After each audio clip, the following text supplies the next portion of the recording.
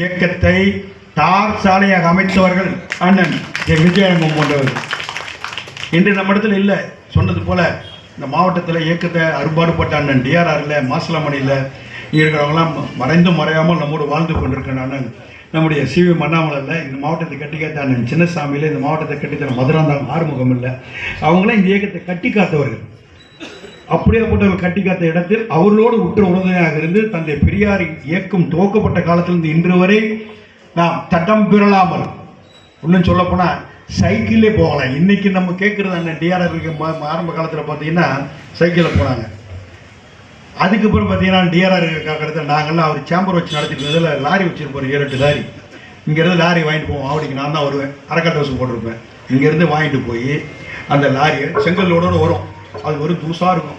அது தண்ணி தெளித்து பெருகிட்டு அதில் மண்ணெளி கொட்டி அதுக்கு மேலே வைக்கலை போட்டு அதுக்கு மேலே தார் போய் போட்டு உட்காந்து போவோம்.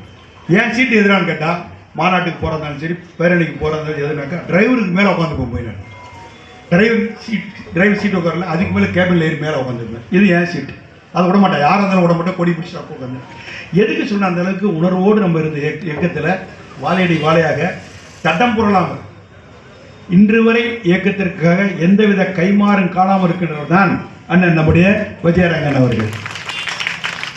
இன்னைக்கு